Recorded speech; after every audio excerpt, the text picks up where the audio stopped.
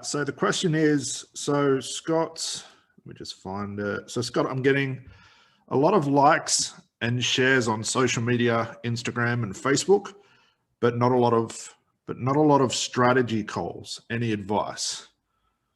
So yeah, this is pretty typical. Firstly, I don't care about likes, shares, comments, because they're not a true indicator of anything. So I'll sort of put myself into this. So right now, as of today, we're just, what are we, like the start of July or the first week of July? So far, just looking at the numbers I looked at yesterday, we've booked about 390 organic strategy calls, like no ads or funnels or anything like that, nothing paid. And the relationship to that is quite interesting. And I see this with social media. This always intrigued me as well, which is like out of those 390 strategy calls that we had booked, you could go back over my social media and look at my Facebook, Instagram, YouTube, and LinkedIn, and you'd probably look at that. And most marketers will look at that and think, okay, there's a lot of content, but like very little likes and shares. So to the average therapist or a coach or marketer would look at that and think, well, how on earth are you booking so many calls? You're not getting likes, shares, and comments. But we're, probably about 150 calls ahead of average for the company this year. And this is what I've been talking about for several years. And it's something we teach all of our students as well, which is forget about likes, shares, comments, engagement on social media, bar none, because it's never a true indication of any sort of cash flow. So what's funny as well is our most successful students are consistent, but they're not obsessed over those metrics. And for anyone just like yourself or wondering about that, you shouldn't be either. So just because you're getting a lot of likes, a lot of shares, a lot of comments, you can see the relationship that you're still not booking a lot of strategy calls. So like an example, you could go to my Facebook and look over like the last, let's say 4 weeks of all my social media, and you'll see on average, like my average post or video or piece of content honestly gets like 5, maybe 6 likes, no shares or anything like that. My YouTube channel, which only has about 8,000 subscribers, which is very small compared to like a big YouTuber. My Instagram has like, I don't know, like 1,600 followers and very little likes and shares. But the relationship is we've booked just under 400 organic strategy calls. But if you look at some of the big accounts, like that have hundreds of thousands of followers, hundreds of thousands of likes and shares and comments, these people are the therapists and coaches are the ones that struggle the most. And I can give you a real life example of this on several occasions. And in most occasions, I would say, especially noticing it this year, the majority of people that we're getting on strategy calls, the first thing they tell me, it's if like they're trying to prove to me that they're all famous online and they know what they're doing with social media, even though, their cash flow is extremely low. So it shows me they don't know what they're doing. But regardless, I'm speaking to people that have hundreds and thousands of followers on Instagram, massive YouTube accounts, massive followers on Facebook. They create a post, they create like a video and it get hundreds of thousands of likes and shares. But when I speak to them, their cash flow is about $500 to $1,000 per month. And this doesn't just happen once. I would say this is about probably 75% of the people I speak to. And again, it proves the point that I've been talking about for a long time. Metrics, likes, shares, and follows mean nothing when it comes to cash flow.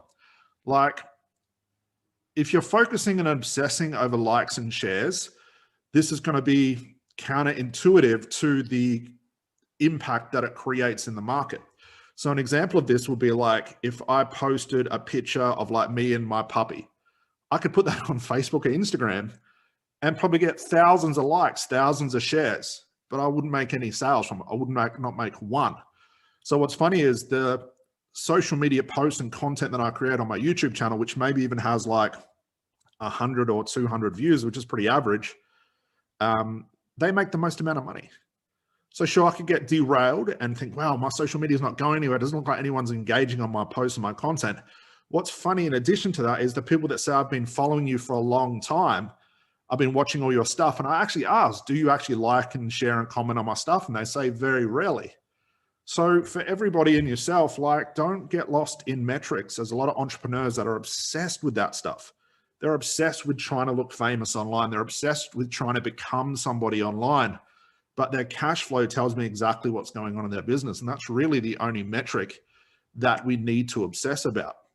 Like when you stop caring about likes and shares, you get a massive shift in the type of content that you create. So we know, and I've talked about this before as well, like if your goal is to make sales and get clients and stuff like that, posting a selfie, like a scantily dressed selfie or something motivational or something like that, probably not going to make a lot of sales. It's going to make a hell of a lot of impact as far as getting attention. And if that's what you're after, these are the types of posts that you're going to create. Where on the contrast, and for doing that, you're probably only struggling to do like $500 to $1,000 a month, which is pretty average in this industry. But like I can contrast that to the students that we have, the hundreds and hundreds and hundreds of students that we have that are doing 20 grand a month, 30 grand a month, upwards of like $50,000, $60,000 per month.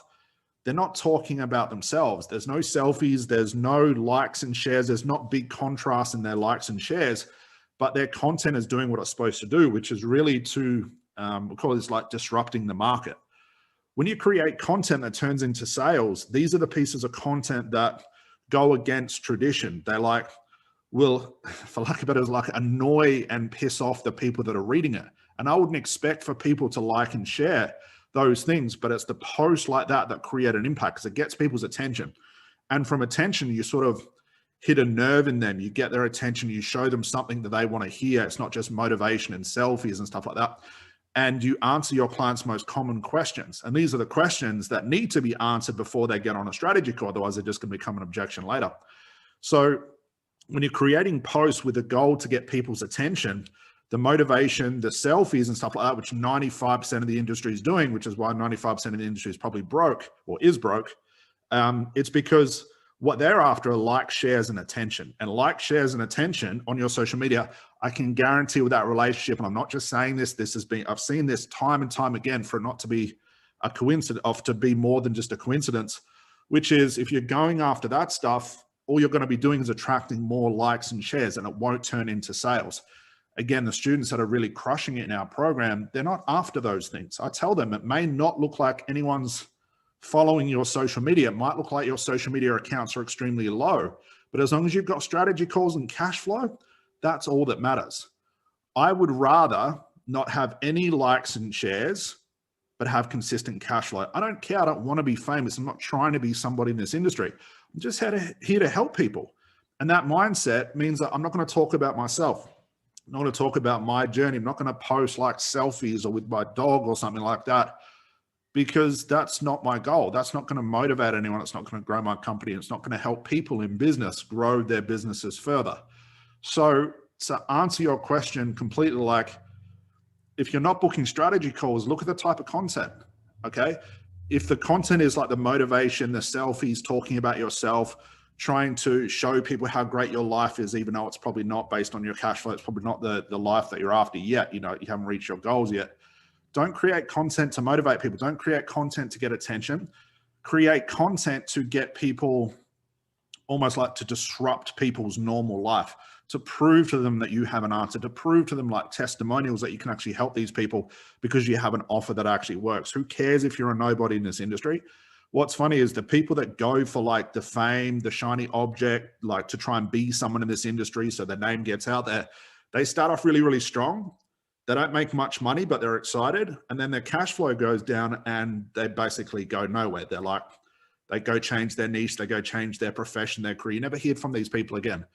But what's funny is, like I said, our students are making the most amount of money. They're not known in the industry. They're not spending their time writing Amazon bestsellers. They're not in the market trying to get the attention of people. They're not trying to speak on stage. They're not trying to get podcast interviews. They're not doing any of that stuff because they're too busy with paid clients. They're too busy doing strategy calls. And if you look at their content, it has the least amount of likes, the least amount of shares, but they're making the most amount of money. So there is no correlation between social media, likes and shares and attention to cash flow. And you've sort of proved my point by sharing your predicament. So that's really my thought on it. I don't care about likes and shares. Don't care about comments. I don't care about any of that stuff. As long as cash flow is increasing and it's steady or it's increasing over time consistently, that's all that matters.